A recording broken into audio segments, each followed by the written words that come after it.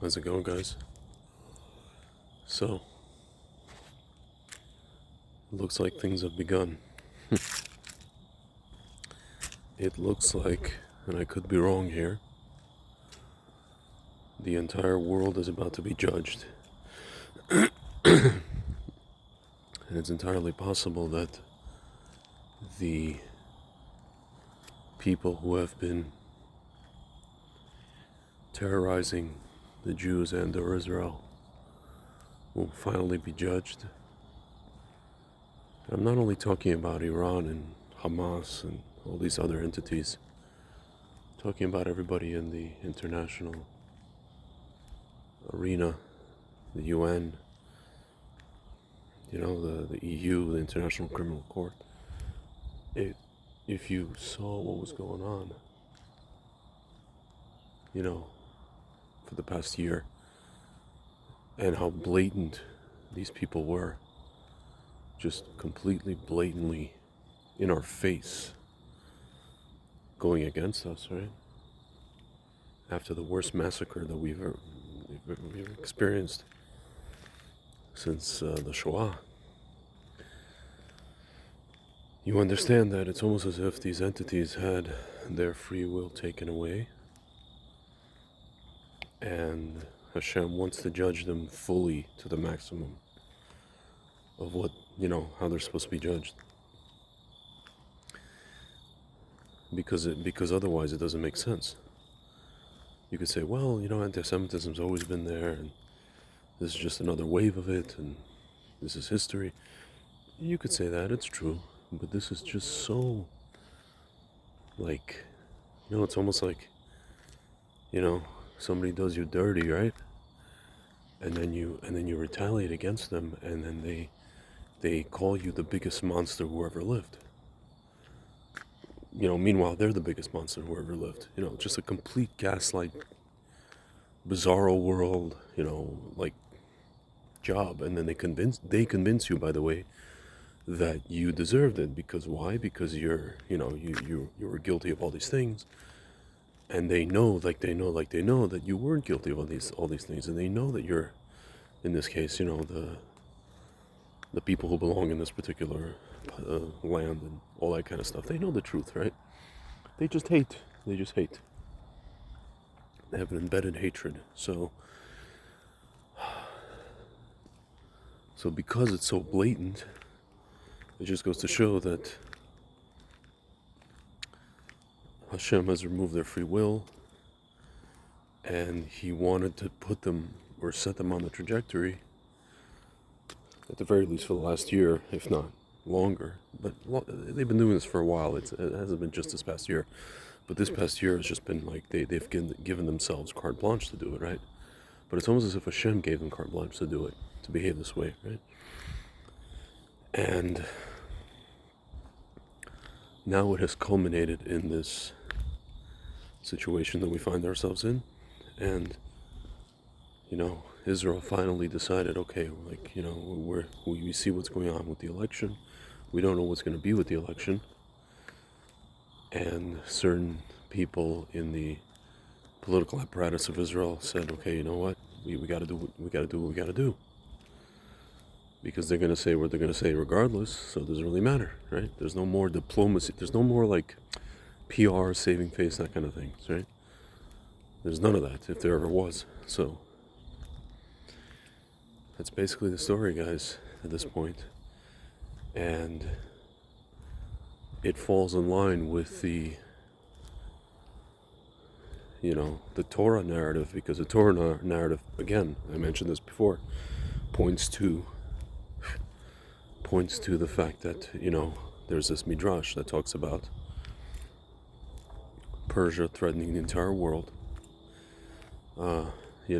Arabia or Saudi Arabia taking counsel with the West, Europe,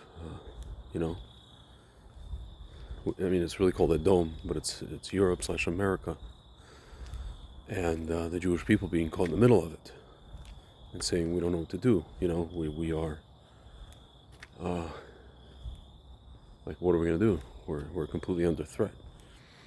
But guys, in this case, it seems to me that we we're not falling on our faces. We kind of know what we're doing, more or less. Obviously we have Hashem's help. As we saw today with this barrage of rockets from Iran. But we're not completely clueless. We're not running around with the chickens like chickens with their heads cut off. We seem to have a plan.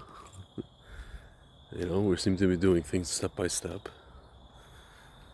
And as the Israeli government has said, certain people have said that we haven't seen anything yet. We haven't shown our entire capabilities, right? And again, it seems like whatever Iran is doing, our enemies are doing, their free will has been taken away, and they're going down a particular path. If you ever watch, there's this. I always think of this guy on Instagram. He's a Nigerian young guy, and he lives in England, but his parents are from Nigeria, and he always imitates like his father.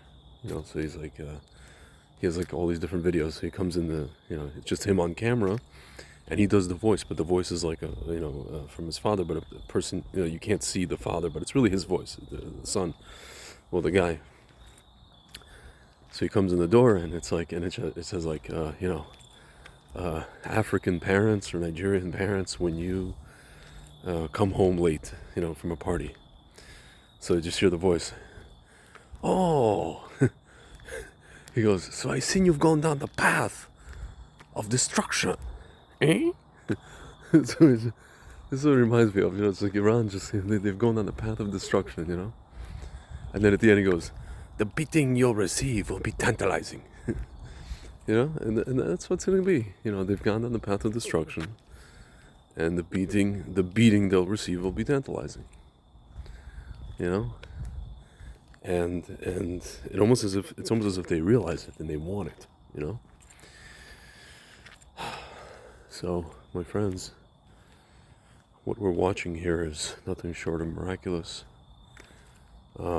It was predicted in the Torah, and frankly, like, again, we thought we saw a lot today. The whole day, the whole morning. I mean, if you're in America, the whole evening, if you're in Israel. But I don't think we've seen anything yet. We haven't seen anything yet. They keep talking about the October surprise. Honestly, I don't know about the October surprise. But I do know that it's October, and I do know that we're about to be surprised. They're talking about something specific, right? My friends, the next month is going to be a sight to behold. And we're going to have, and I'll talk about it more as we get closer to Sukkot, but just to understand that Sukkot is the holiday that revolves around, what we read on Sukkot is a Haftarah, is a portion of Tanakh that talks about basically what we're experiencing right now. Something that's akin to Gog and Magog, right? And basically how the Jewish people are going to be protected because we're going to be in our sukkahs. We can see the sky, look at the, up in the schach, the bamboo, and we can see the sky. But we don't really have the roof because just to symbolize it, the roof is Hashem, right? It's on a full roof. So basically we're on the elements, and Hashem is protecting us, and the stars are out. Look, it's crazy. It looked like it was like shooting stars, all those hypersonic missiles, but that's basically, it's like Sukkot. It's like the Schach, And the only real roof is Hashem. The only real, so to speak, Iron Dome is Hashem. Everything else is just, giving us the illusion that we're being protected by some kind of machines or rockets or, Like my friend Eliakim says, Eliakim Cohen, he says, yeah, you have to do your stadlos, you have to do your efforts, but at the end of the day, Hashem decides if you're going to get, just like today we saw, if you're going to get hit by shrapnel, by a giant, not shrapnel, a giant piece of missile and flattened, or if you won't. And you could say, well, don't go outside when there's that, missiles flying out. Okay, true. But he could have been in a completely different spot. That guy, standing in a completely different spot and not crushed by a giant piece of metal. But he was, and he did. And that's Hashem, my friends. And that's another miracle, They fired 180 rockets. 0 Jews died. A few Iranians died. And 1 Arab guy. My friends, if that ain't God, I don't know what is. Alright guys, talk to you soon.